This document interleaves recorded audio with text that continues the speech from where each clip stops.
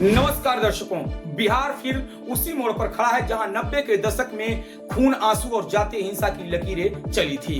2025 का चुनाव आने वाला है, लेकिन साथ में आ रही है वो सियासत जो जाति के नाम पर नफरत की दुकान फिर से खोलने निकली है। उत्तर प्रदेश के इटावा में कथावाचक मुकुटमणि यादव और संत सिंह यादव के साथ जो हुआ वो केवल एक घटना नहीं थी, वो एक रणनीति थी, एक जातीय संतुलन बिगाड़ने वाली चाल। एक घटना ने बिहार के सियासत में कैसे आग लगा दी, ये अब मोतिहारी के टिकुलिया गांव में देखा जा सकता है, जहां ब्राह्मणों के पूजा पाठ पर प्रतिबंध वाला बोर्ड लगाया गया। नियत में जातीय बदला, अब ये मत कहिए कि ये जनता की भावनाएं हैं या राजनीति का प्लान, जिसे गांव में लागू किया जा रहा है ताकि चुनाव में सटीक जातीय गोल बंदी हो सके।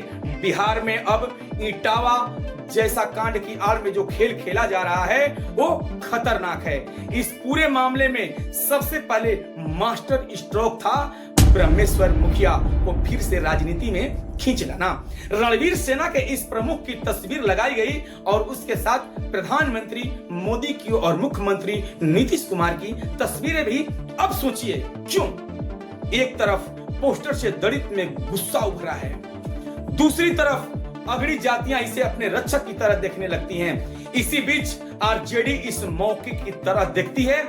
तेजस्वी यादव इसे पीडीए यानी पिछड़ा दलित अल्पसंख्यक के गठजोड़ से जोड़ते हैं और इसे अपने पक्ष में जोड़ने की कोशिश करते हैं। आरजेडी ने इसे साजिश कहा, जबकि सोशल मीडिया पर कुछ पोस्ट में ब्राह्मणों और भूमिहारों को मुखिया जैसा जवाब देने की बात लिखी गई। और ये सिर्फ बहस नहीं रही, अब ये सीधा टकराव बन चुका है। इसी टकराव की डिजिटल शक्ल है सारिका पासवान बनाम आशुतोष कुमार विवाद। सारिका ने ब्रह्मेश्वर मुखिया के खिलाफ बयान तो दिया, जवाब में आशुतोष ने सोशल मीडिया पर अभद्र टिप्पणी की। एफआईआर दर्ज हुई, आरोप प्रत्यारोप चले, और एक बार फिर जातीय भावना को हवा दी गई। आरजेडी ने इसे दलित और महिला अपमान बताकर भुनाया। आप खुद सोचिए, क्या ये विवाद सिर्फ जुबानी है या फिर इसके पीछे भी वह चुनावी स्क्रिप्ट चल रही है?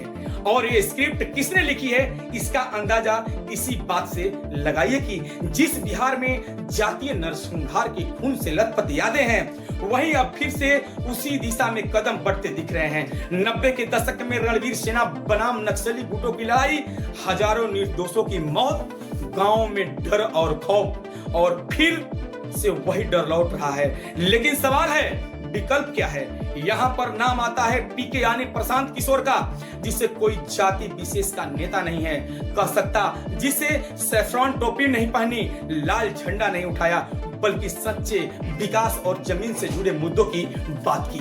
प्रशांत किशोर ने बिहार के हर एक गांव तक पहुंचे और जातीय के चश्मे को उतारकर लोगों को इंसान और मतदाता के रूप में देखने की बात की। लेकिन अफसोस है कि आज भी बिहार का बड़ा हिस्सा जाति को वोट की पहली और आखिरी पहचान मानता है।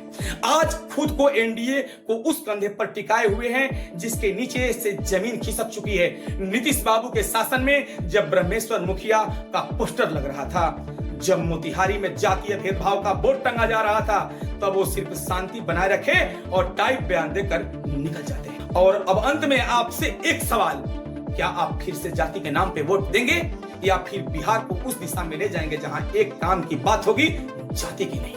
2025 का चुनाव केवल सत्ता का परिवर्तन नहीं है, ये बिहार की आत्मा को बचाने का आखिरी मौका है। आप फैसला अब आपके हाथ में है। जाति से ऊपर उठेंगे या फिर से वही 90 के दशक की कहानी दोहराएंगे? जय बिहार, जय भारत। तब तक से खबर में इतना ही, बने रहिए हमारे साथ, देखते रहिए DKVT न्यूज, निष्पक्ष और निर्भीक आपको रखे।